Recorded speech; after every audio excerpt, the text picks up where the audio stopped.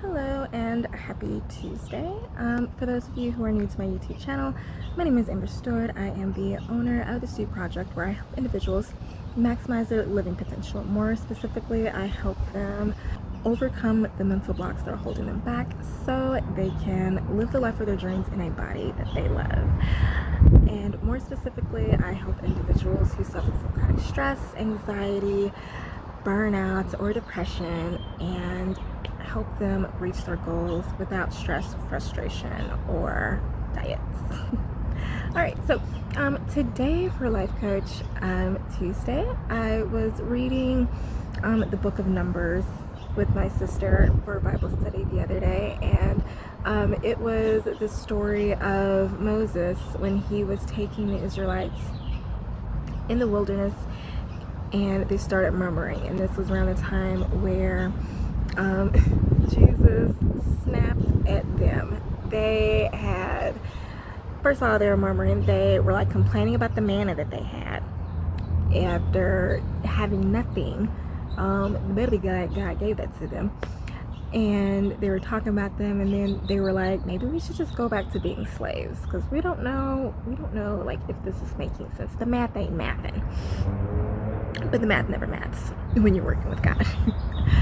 But yeah, and so it was the point where Jesus spoke down to Moses, and he was like, yo, like, I hear what they're saying, and like, that ain't cool. Like, do they not remember that I gave them miracle after miracle? Like, do they not trust me now? Like, what?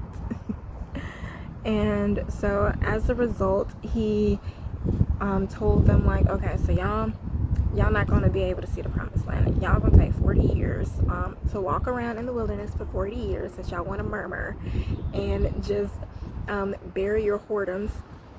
Or not, they didn't say bury, they said carry your whoredoms, which is essentially just like suffer from your sin. And it was Caleb, the one scout that Moses sent out to scout the land, who was the one faithful guy. He was like, yeah, we can take them. We have God on our side. Like, bro, we got this. But the other 9 scouts, they're like, oof, we are nothing but mere grasshoppers to these individuals who are looking like giants. And these were the Amalekites that were in the promised land. So Caleb got blessings from Jesus, and Jesus, God, whoever, and he was essentially just saying, like, okay, Jesus said, okay, Caleb, since you have faith in me, you will be able to see the promised land. Everybody in your generation will be able to see the promised land. Everybody else, no. And essentially, the whole takeaway from that entire story, this is why I love the Bible, because you can just, it's so applicable to life. And it just makes you live life a little bit better. But even on foot, it would normally take 40 years to travel from the wilderness of Sinai to the promised land in Canaan. But that's how long the children of Israel needed, not to cover the geographical distance, but to cover the spiritual distance, the distance between who they were and who the Lord needed them to become as his covenant people. Bruh. So essentially, it may take a moment for you to have a vision of what you want, your promised land, and where you are mentally. So mentally, you may still be in that slave mentality. And so it took the Israelites 40 years walking around to get rid of that slave mentality in order for them to walk into the promised land. And that just goes to show you how powerful your mind is, and how important it is to understand how your mind works, how your programming works, how our fears are formed, and how limiting beliefs can stop us from living the lives that we've dreamed. And it's also so important as how it's important to know how to control that. And so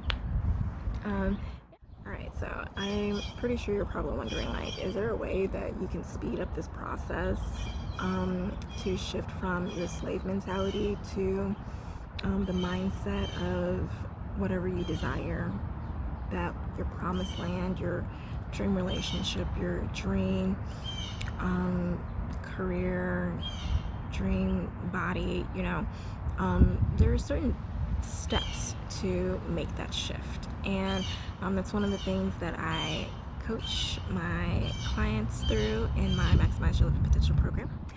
And so today I'm just going to give you a quick little shortcut, and what I call this is the 4 F's to freedom. And for those of y'all who did the Stress Alchemy survey, I was able to give you this as a freebie, so you're able to get the actual worksheet to go along with it.